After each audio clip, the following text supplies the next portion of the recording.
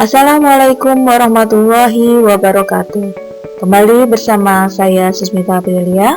Kali ini kita akan membahas mengenai fungsi sosiologi untuk mengenali gejala sosial di masyarakat 4 dengan subbab gejala sosial.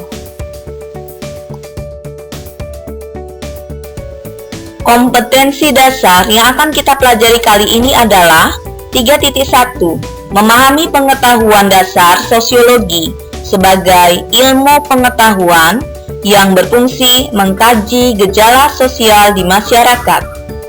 4.1. Memahami pengetahuan dasar sosiologi sebagai ilmu pengetahuan yang berfungsi untuk mengkaji gejala sosial di masyarakat. Tujuan pembelajaran yang akan dicapai adalah memahami gejala sosial di masyarakat. Sebelum memasuki materi gejala sosial, maka kita harus tahu dahulu apa sih gejala sosial itu. Ternyata, gejala sosial itu adalah sebuah fenomena sosial yang berawal dari perubahan sosial yang tidak bisa kita hindari, namun bisa kita antisipasi. Perubahan tersebut menimbulkan dampak positif dan dampak negatif yang menimbulkan sebuah peristiwa. Peristiwa itulah yang dinamakan gejala sosial. Untuk lebih mengetahui tentang gejala sosial, maka perhatikan materi berikut ini. Pengertian gejala sosial. Gejala sosial adalah peristiwa-peristiwa yang terjadi di antara dan oleh manusia, baik secara individu maupun secara kelompok. Faktor yang mempengaruhi timbulnya gejala sosial. Pertama, faktor kultural.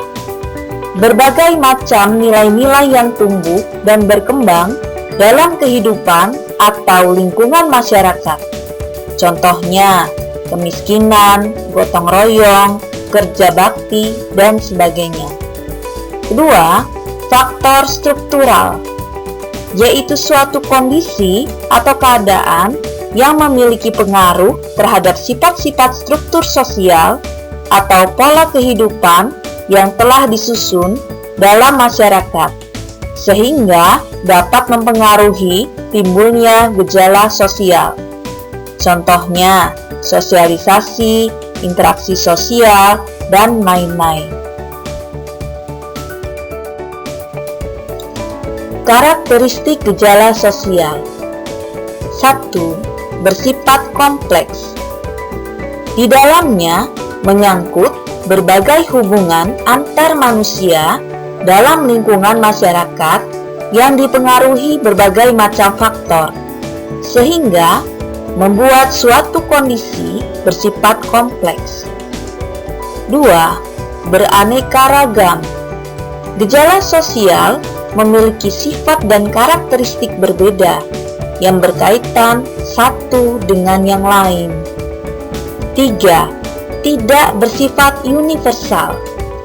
Interaksi dan nilai-nilai yang berlaku di dalam masyarakat tertentu berbeda satu sama lain, sehingga timbul berbeda-beda dan tidak bersifat umum.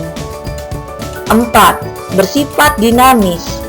Perilaku masyarakat cenderung berubah oleh pengaruh dan perkembangan zaman. 5. Sulit dimengerti. Gejala sosial sulit untuk diprediksi atau digambarkan. 6. Kurang objektif. Tergantung pada persepsi masyarakat masing-masing dari lingkungan. 7. Bersifat kualitatif. Tidak dapat diukur, tetapi dapat dianalisis secara mendalam. 8. Sulit diprediksi. Sifatnya dinamis dan berubah, sehingga sulit untuk diprediksi. 9. Memiliki dampak.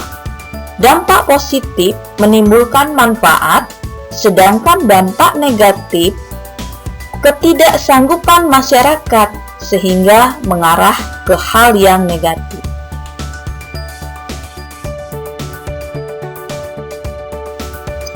Bentuk dan jenis gejala sosial menurut Pitirim A. Sorokin.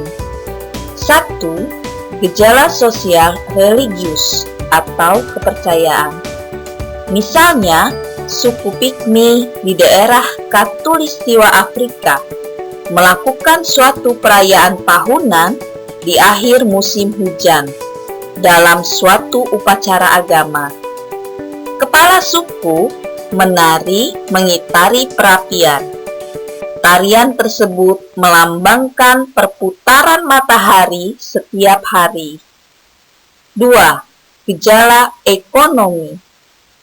Menurunnya pertumbuhan ekonomi dan meningkatnya pengangguran, sehingga diperlukan perubahan mendasar dalam bidang ekonomi. 3. Gejala sosial politik. Terjadinya praktek politik uang untuk memenangkan pemilu. 4. Gejala sosial di bidang hukum. Adanya ketidakdisiplinan pengendara motor di jalan raya.